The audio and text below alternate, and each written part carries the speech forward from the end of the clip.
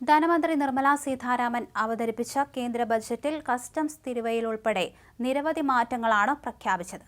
വിവിധ മേഖലകൾക്ക് ഇതിന്റെ പ്രയോജനം ലഭിക്കും. മരുന്ന് മുതൽ വ്യാവസായിക വസ്തുക്കൾക്ക് വരെ വിലക്കുറവുണ്ട്. അതുപോലെ തന്നെ നെയ്ത തുണിത്തരങ്ങൾ പോലെ വില കൂടിയവയും ഉണ്ട്.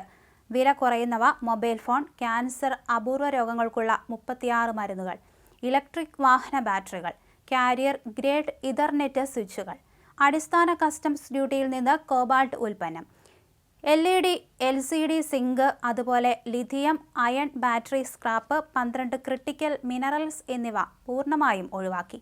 അതുപോലെ മെഡിക്കൽ ഉപകരണങ്ങൾ, കപ്പലുകൾ നിർമ്മിക്കുന്നതിനുള്ള അസംസ്കൃത വസ്തുക്കളുടെ അടിസ്ഥാന കസ്റ്റംസ് ഡ്യൂട്ടി 10 വർഷത്തേക്ക് ഒഴിവാക്കിയിട്ടുണ്ട്.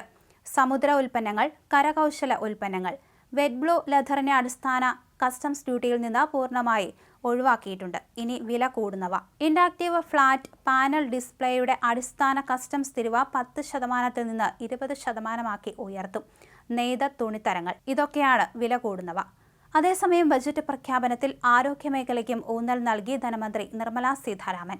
ജീവൻ രക്ഷാ മരുന്നുകൾക്ക് നികുതി ഇളവ് പ്രഖ്യാപിച്ചതിനൊപ്പം ക്യാൻസർ മേഖലയ്ക്കും പദ്ധതികൾ പ്രഖ്യാപിച്ചു.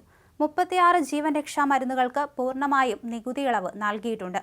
6 ജീവൻ രക്ഷാ മരുന്നുകൾക്ക് നികുതി 5% കുറച്ചു. ഇതിനു പുറമെ 37 മരുന്നുകൾക്കും 13 പുതിയ രോഗി സഹായ പദ്ധതികൾക്കും പൂർണ്ണമായും നികുതി ഒഴിവാക്കി. വരുന്ന 3 വർഷത്തിനുള്ളിൽ രാജ്യത്തെ എല്ലാ ജില്ലകളിലും ഡേ കെയർ ക്യാൻസർ സെന്ററുകൾ സ്ഥാപിക്കുമെന്ന് പ്രഖ്യാപിച്ചു.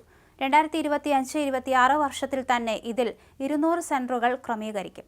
രാജ്യത്തുടനീളമുള്ള ക്യാൻസർ രോഗികൾക്ക് ചികിത്സ പ്രാപ്യമാക്കാനും പിന്തുണയേകാനും ആരോഗ്യ സേവനങ്ങളിലെ വിടവ് നികത്താനും ലക്ഷ്യമിട്ടാണ് ഈ പദ്ധതി അവതരിപ്പിച്ചത്.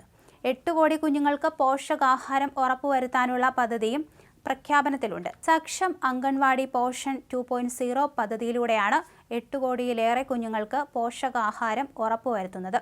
രാജ്യത്തുടനീളമുള്ള 1 കോടി ഗർഭിണികൾക്കും അമ്മമാർക്കും കൗമാരക്കാർക്കും പോഷകാഹാരം ഉറപ്പുവരുത്തും.